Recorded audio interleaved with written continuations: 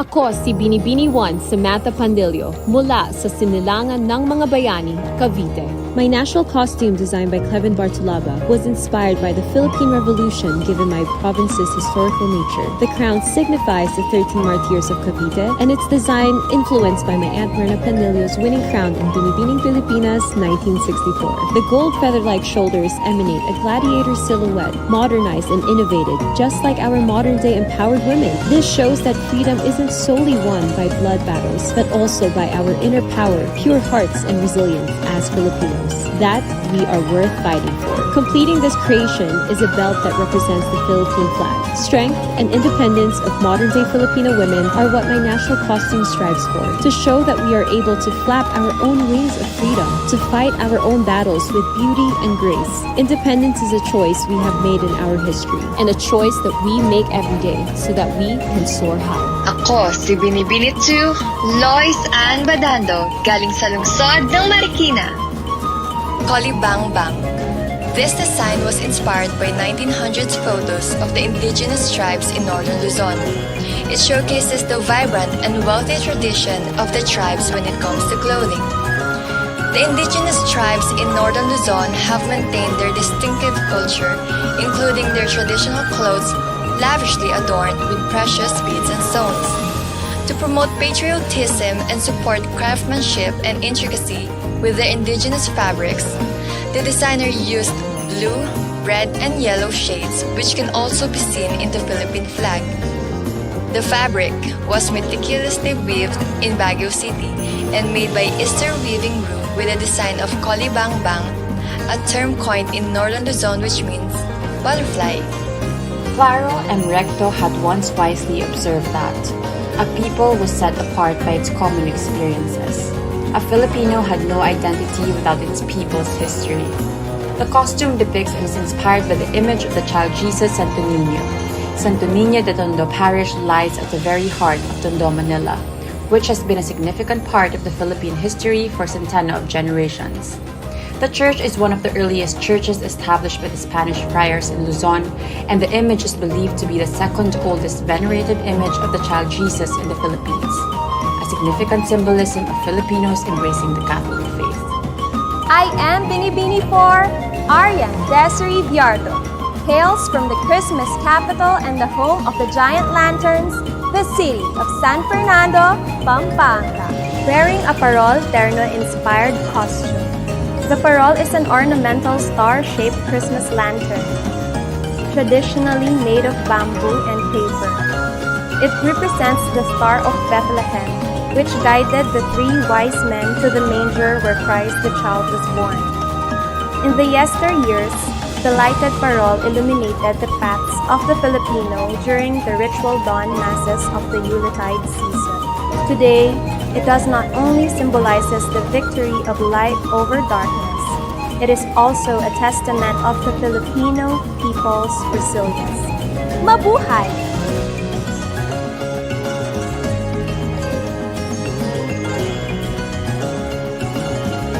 Ako si Binibining 5, Princess Yen Estela Gondon, galing sa Occidental, Mindoro. Ang suotang ito ay sumisimbolo ng kultura, tradisyon, sining at kabuhayan ng mga mangyan. Ang mga mangyan ay kilala sa pagiging masipag at malikhain. Ang kanilang pangunahing hanap buhay ay pagtatanim ng palay, gulay, prutas at pangingisda. Ang buntot ng aking kasuotan ay nagsisimbolo sa dagat kung saan kumukuha ang mga mangyan ng kanilang kinabubuhay, at ang detalye sa pangitaas ng kasuotan naman ay nagsisimbolo ng kultura at sining. Isa sa pangunahing likhaing sining ng mga mangyan ay ang pakudos, na sa paniniwala ng mga tutubo ay nagtataboy ng masasamang espiritu sa kapaligiran. Ang mga aksesoryong mangyan din ang nagbibigay palumuti sa aking buhok, leeg at bewang na magpapakita ng pagiging malikhain ng mga mangyan sa larangan ng sining at kultura.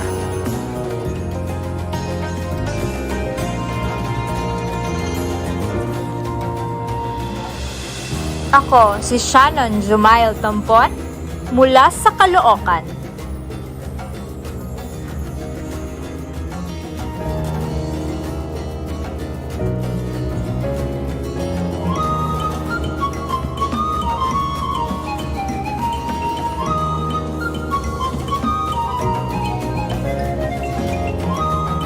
kasuotan ay lumalarawan sa tanyag na monumento, ang pangunahing palatandaan ng lungsod ng Caloocan. Simbolo ng mga pangyayari, katapangan at kagitingan ng mga Pilipino.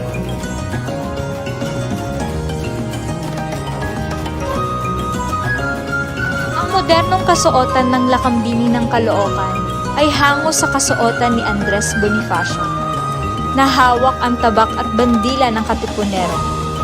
Ito'y sumisimbolo sa mga makabagong kababaihan, lumalaban at patuloy na itinataguyod ang karapatan ng bawat kababaihan at ng mga inaapi sa lipunan. Isang adhikain na mula noon hanggang ngayon ay patuloy na isinusulong upang manatili ang pagkakapantay-pantay ng karapatan ng bawat mamamayang Pilipino.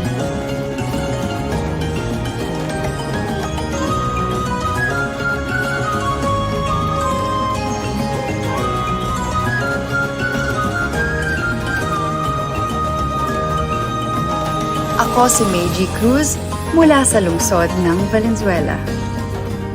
Inspirasyon ng aking kasuotan sila Kapati, diwata ng agrikultura at kasaganaan, simbolo ng mapagkalinang ani. Biyaya niya ang bawat butil at bungang nagsisilbing pananggalang ng sangkatauhan at iba pang nilalang mula sa gutom at mga sakit. Samantala, ang mga pakpak ng tutubi ay simbolo ng bagong simula. Papaalalang laging may pag-asa sa gitna ng mga pagsubok. Imahe naman ng iba't ibang uri ng ibon ang aking putong, sapagkat tulad ng kanilang sigla sa paglipad, tayo rin ay may laya at kapangyarihang tugisin ang ating mga pangarap. Tiyaga at pangangalaga, yan ang kinakatawan ng aking mga kumikinang at dambuhalang kuko. Mga gawi at pag-uugaling taglay nating mga Pilipino, susi sa ating bawat tagumpay. Sa kabuuan, ang aking trahe ay kombinasyon ng likit ng mga pinong puntas, tibay ng tansong metal, karilagan ng perlas at Swarovsking mga kristal.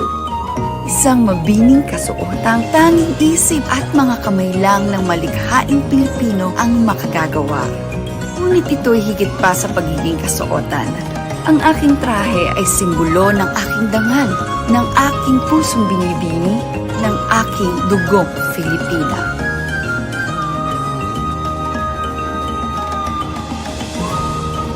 The land of thousand colors. Quezon Province is known for its quaint towns and serene nature views. Not only are we proud of the rich coconut plantations in the province, but we also want to highlight the native dance that is truly Quezonian, the Jota Gumatemo. Quezon is also famed for the celebration of the Philippines' most colorful harvest festival, Pahiyas. When one hears Pahiyas, keeping immediately comes to mind. It is a reflection of our farmers' gratitude for a very bountiful harvest.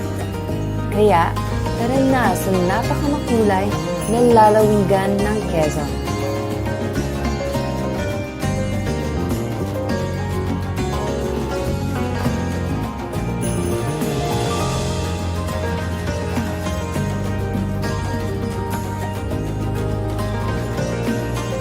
The costume was conceptualized from beach to city was named after the headpiece in Cordoves, also known as Anahaw, which represents victory, strength, and loyalty. The Batia symbolizes shield, protection, and defense. Along with this, it features the Mandaluyong's famous Lavanderos Festival.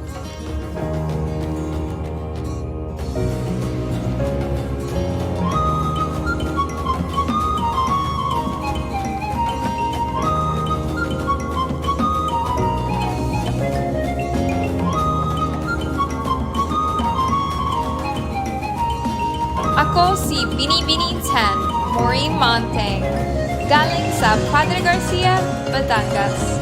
My national costume is a reflection of history, culture, and the resources that has made Batangas an economic power, evidenced by the Kalatagan pod, Batangas antedates the Hispanic influence as it has already thrived as small lacanantes scattered in its plains and high grounds.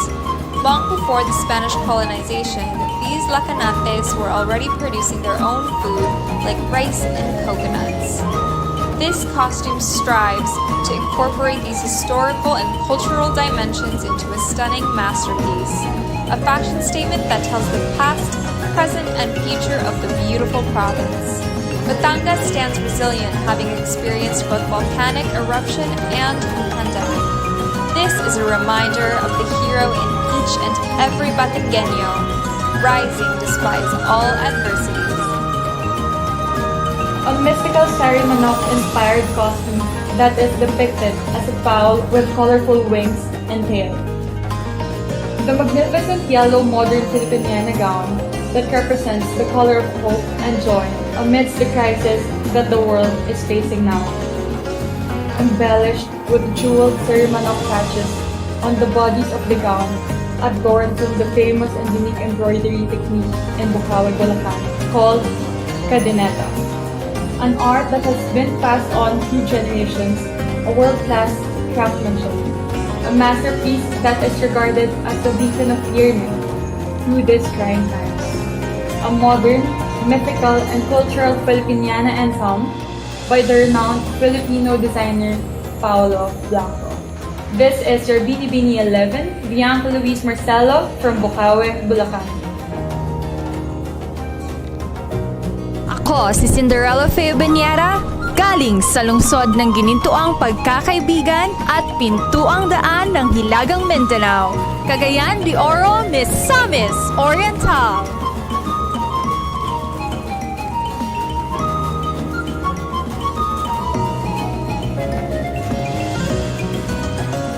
Legend has it that Cagayan de Oro is resting on the back of a giant goldfish. This is the mythical inspiration of my national costume, a fitting tribute to the Oro as a gentle creature. This ensemble is composed of over 10,000 glittering pieces with dominant spangles, representing the golden coconut called Kuyamis, abundant in Misamis Oriental, and the namesake of its festival that celebrates good harvest, accentuating the piece as a crown, an homage to Virgen Zapata, who protected the city from invasion. This is Belleza del Oro, beauty of gold. This is Binibining Alexandrina Rosales, number 13, from the province of Laguna. This traditional costume is made out of 100% indigenous material. The base is made out of banik cloth, which signifies the simple living of Laguneños and Lagunenses. Adorned with different shapes and sizes of wooden beads, it represents the rich culture, tradition, and of course the different tourist attractions here in Laguna. The fluorescent colors represents the grandiose festival, which is Anilag, Ani ng Laguna Festival. This is celebrated yearly every March as a form of thanksgiving to our Almighty God for the bountiful harvest from the Laguna lakes to the rice fields and farms. Mabuhay ang Laguna! Justine Beatriz Del Joseph Elizarta, Binibining 14, proudly representing Padada, Davao del Sur. Paglalakbay. The Binta is a traditional sailboat inspired by the Moro and Sama Bajau tribe. It's a Philippine symbol that signifies migration and the colorful traditions from the island of Mindanao. With this creation, I carry the heart and soul of the tribe, their aspirations, and the hopes and dreams behind each unique hand-loomed embroidery made by Mindanao weavers. Family values are a big attachment to the Binta, as it provides means of livelihood and transport for each clan. And just like overseas Filipino workers, we leave no one behind when it comes to our loved ones. And this design is a story of ingenuity of the Filipino people, a symbol of courage, hope, and the resilience that lies within our nation. A Ako si Binibining 15, Karen Lori Mendoza, galing sa Iloilo City. My national costume is inspired by Bulalakaw, a Visayan deity of illness and pestilence. Bulalakaw is believed to be a mythical bird with fiery feathers. According to the myth, Bulalakaw is a thin boy wearing a bird-like headdress, or even a genderless deity.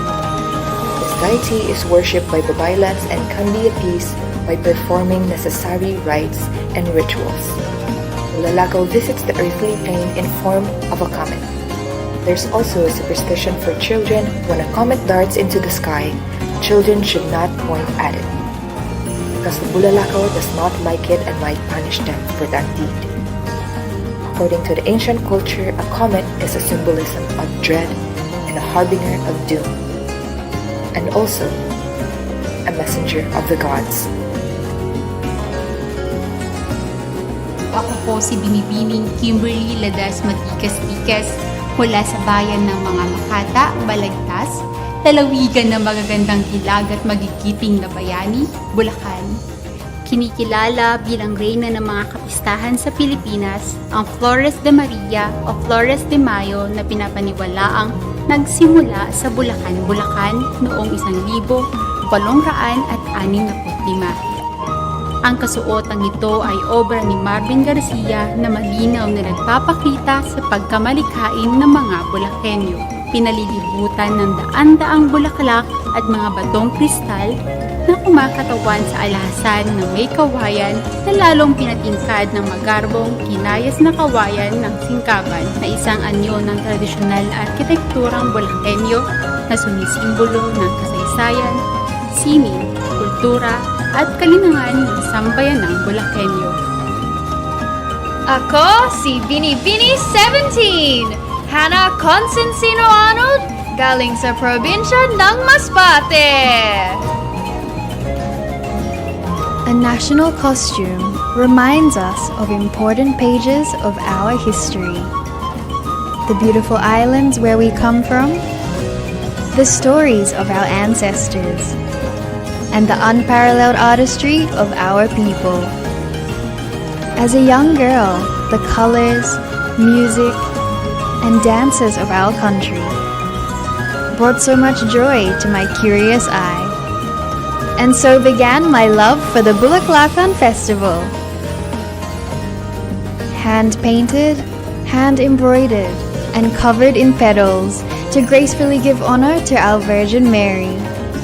Just like a flower blooming in time, Louis Pangilinan embraces the artisanal spirit of the costume, implying progress, dignity, and celebration, which also defines a Filipina. Ako ang inyong Binibini number 18, Maria Ruth Erica Queen mula sa lalawigan ng Nueva Ecija. Bigas, kanin, palay. This attire is more than just a representation of my province. The fully sequined body with palay embossed beads and beaded trails paints the picture of a prosperous rice field and the story of our identity. From the farmers who till the land, to the workers who reap the fields, to the people who prepare our meals. Palay is more than just a crop. This is the identity of the Philippines. It represents hardship during planting and tranquility during harvest.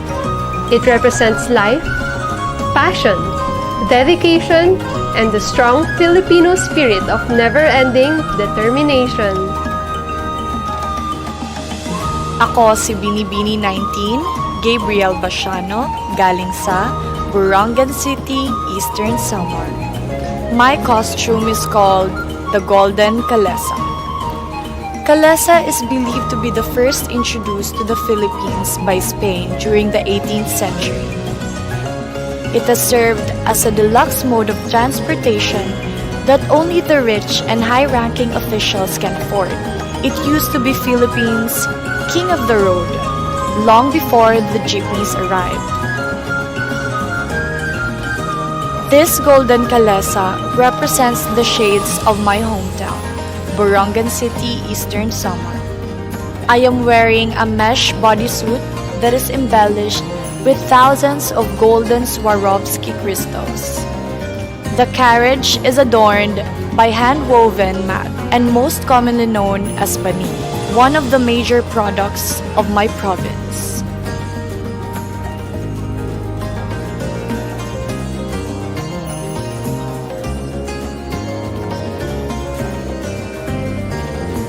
Roy Aquino, the designer, thought of a modernized barot saya that traditionally consists of 4 parts: a baro or kamesa, a long skirt or saya, a kerchief worn over the shoulders or alampay, and a short rectangular cloth worn over the skirt or patadyo.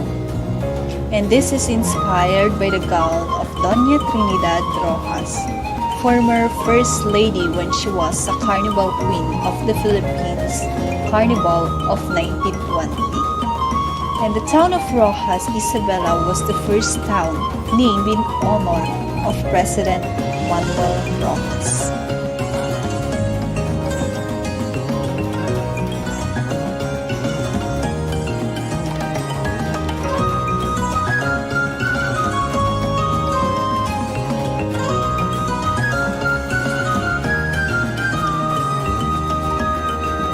Together with my team, we wanted to highlight the natural riches from the sea, one of the main sources of income by the people in my province. The ocean is an important part of La Union, as we're known to be the surfing capital of the North. I hope that when you remember this piece of me and this piece of La Union, you are reminded of a sea goddess watching the ever-changing and ever-growing prosperous province of La Union.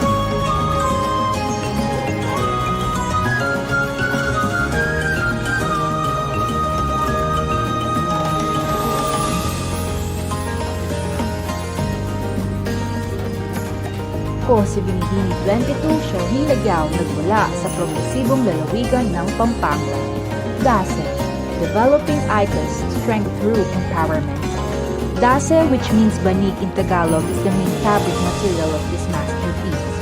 The palay grains represent Pampanga's fertile soil and our hard-working farmers. The crown symbolizes the devotion and high spirituality of Pampanga's patron saint, the miraculous Virgen de los Remedios. Pampanga, a place full of love and a place full of dreams. There may be the toughest time when the Kapampangan region was devoured by calamity. Serenity was lost, but the pride and joy remained in every Kapampangan's heart, which regained who we truly are. Strong-willed, intense, willing to extend hands to build unity. And I am a Kapampangan. Pagmaragul ko, Kapampangan ko. Ako si Jasmine Di Makulangan, hali sa probinsya Nin Albay. This costume is named Daragang Magayon or Beautiful Maiden. This is an interpretation of the female protagonist from the legend of Mount Mayon. The fire surrounding Binibining 23 is as scorching as the passion between star-crossed lovers Magayon and Panganoron. Their fiery love might have ended in tragedy, but it led to the rise of the crown jewel of Albay, a befitting costume for Albay's reigning festival queen. La Luz de la Paz. This national costume reflects the light of peace in the midst of the current global darkness.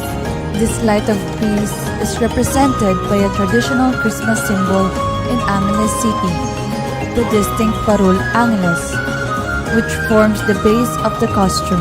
Characterized by its simplicity yet intricacy in design, this local lantern traces its origin in the century-old tradition of Lubena's Ning Pasko, the culmination of a 9-day prayer vigil leading to the Christmas day. This is the same symbolic light that guided the local farmers in attending the Mass at dawn before proceeding to their field works. This tradition extended to the present generation as Simbang Gabi. One symbolic intention of this lantern procession, the fish, which represents prosperity, is depicted by the lame fabric details that resemble the fish scales. This masterpiece aspires to bring hope and prosperity as the world anticipates for the most wonderful time of the year, the Christmas season. Yaku po i Maria Francesca Taruk, menibatan kang syudad ng Angeles, Pampanga.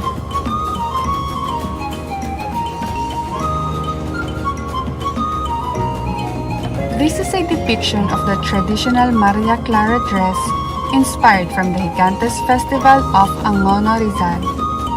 It is celebrated every 4th week of November, where giant papier-mâché or gigantes are paraded on the streets. A fusion of the Maria Clara and gigantes, using the framework and the massiveness of the gigantes under the Maria Clara dress.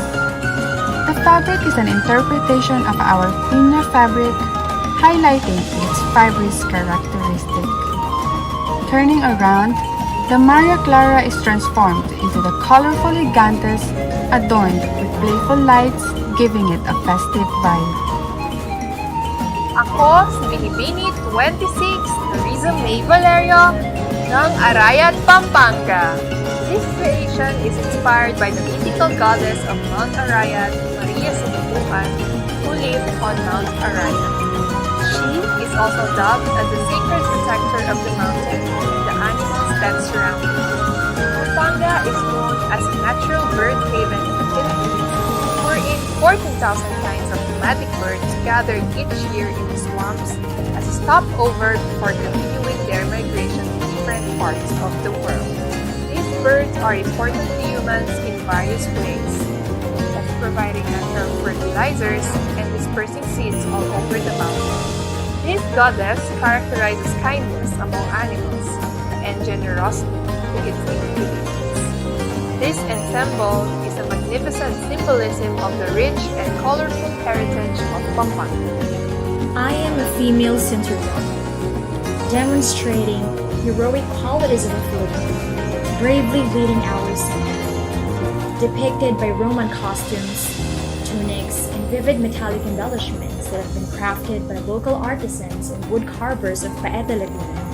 This reclaimed and recycled warrior ensemble symbolizes women's ability to exhibit our courage and stand up for our rights and core feminine values.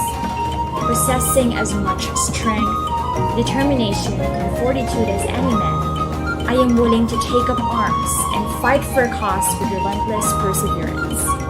Ako si Binibini 27, Rochelle Women, mula sa Oriental Mindoro.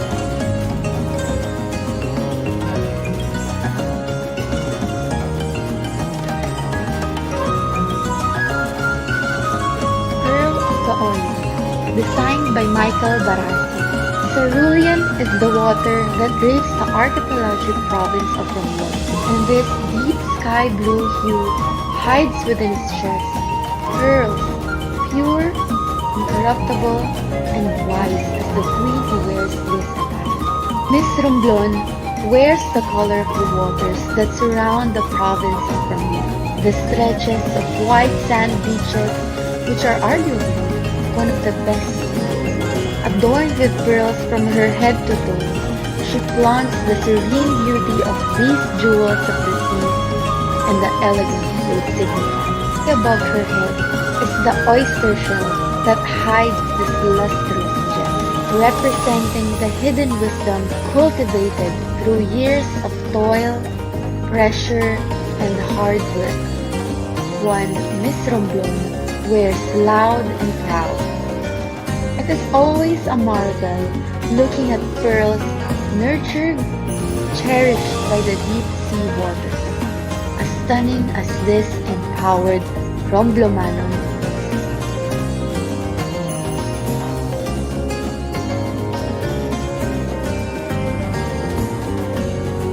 Binibini 29, Alexandra Faith Garcia, lungsod ng Olongapo, lalawigan ng Zambales. Ulo ng Apo, the symbolic name where the city started. The Dove Warrior is a costume inspired by the piece engraved by Apo in Olongapo, who was beheaded by treacherous tribe members. In the hand is the Ulo ng Apo, which empowers the maiden to call for peace in everyone. The ideology of the headpiece worn came from the Dove Monument found in Olongapo City. A rallying cry is shown by the Dove Warrior, an excruciating shout for justice and fairness to all. The Dove Warrior calls for every modern Filipina to be the symbol of peace, like Apo. The Queen of Philippine Folklore, Bulaklaki. I am wearing a costume inspired by the famous Filipino folk dance, Bulaklaki. The designer of this national costume, Ms. Poisadian, came up with the idea using vibrant colors to represent the joyful culture of the Philippines. The bodies of this costume is a Filipiniana butterfly sleeves adorned with precious pearls from the South Sea. Spanish lace were used for the top fabric, and the flamboyant skirt is filled with flowers to signify festivity and gladness.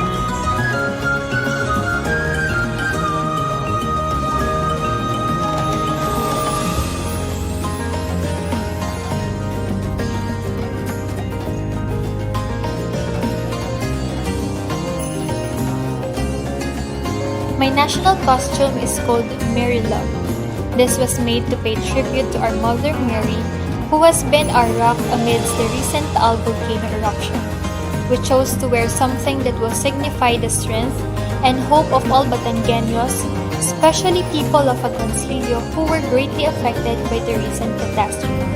I carry with me the Holy Rosary, same with what most of the families have carried during the afternoon of January 12, 2020.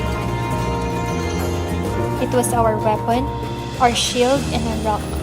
In my head is a tiara that signifies unity among all Filipinos who helped us during our unforgettable nightmare. Its silver linings and crystal is a reminder for us to be grateful for everything that we've received. The trailing cape with thousands of Swarovski crystals represent thousands of Batangueños who is with me as I walk with this dress. Each step I take is a step closer in resurrecting our faith that one day soon, we will be triumphant once more.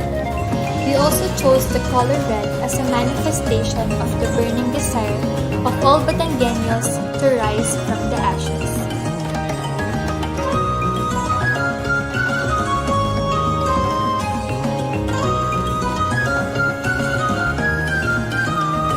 Ako si Binibining 32, Lesbian in Lescaro, galing sa lungsod ng Tago. Waling-waling, soon by impeccable skills to be worn by a Binibini, showcasing the culture and fashion of Mindanao, celebrating the beauty of the Philippine flora, representing the grace, strength, and essence of a Filipina. This couture creation is proudly made by a Mindanaoan couturier and bead master, Mark Joseph Sayed, to exemplify that the Filipina beauty is more than what meets the eye. Filipina beauty has become transformative, that it has broken stereotypes and beauty standards, and that Filipina beauty mirrors culture, experience, substance, authenticity, and life. A Binibini is a waling-waling, highly coveted, majestic, and one of a kind. Ako si Binibining 33, Bellatrix Stan, galing sa Zamboanga City. Subang, full moon worship of the Subanans. A creation that mirrors the rich culture of the first inhabitants of the Zamboanga Peninsula. Princess Nayak, a royal princess of the tribe Subanan, the daughter of Subanan King Tinway Saragan. She is a reformed royal princess who travels regularly from one location to another to clear more forest hills. She is destined to be a fierce warrior princess who will be the strongest and most powerful Subanan tribesman. Traditional wear consisted of upper and lower garments with headdress and other accessories. The tight-fitting garment that was generally black wing that symbolizes of the night as a time of worship of the tribe. This confirms that the belief of the black garment can shield them against eclipse. This attire in full regalia consisting of sub, upper, magpandio, headdress, gilang, bracelet, singil, anklet. Aside from the pious signification of the black garment, it was practical on the part of the Subanans the use of gold beatings as an expression of the tribe's beliefs in supernatural entities, and the red as a sign of blood for the defense of the tribe's ancestral domain. Sultan Kudarat Princess. Since time immemorial, brass body ornaments have been seen as symbol of status, especially in the southern Philippines. They signify the preservation of cultural values and immortality of royal beauty. Each style pattern epitomizes the hard work and skills of the artisans. Sultan Kudarat, a Muslim ruler who reigned and asserted his leadership in the entire Sultanate of Maguindanao, was the paragon of a real warrior. It is only fitting that he will serve as the inspiration of this masterpiece. The details and patterns were hand-beaded and individually attached to the fabric to commemorate the journey and sacrifices of Sultan Kudarat before he became a revered hero of our country. Inal fabric, which is known to be worn by royal families and community leaders, is the main material used to complement the whole look of this national costume. Ethnic patterns and gold brass amulets and neckpiece believed to be the symbol of power and sovereignty, which is still worn by the people of Sultan Kudarat. This masterpiece is a manifestation of modern interpretation of ultimate ruler and none other than the women of today embracing their talent and purpose to bring equality and fairness. The one who will wear the costume will surely exhibit a character of physical resilience, mental toughness, emotional stability, and spiritual fortitude.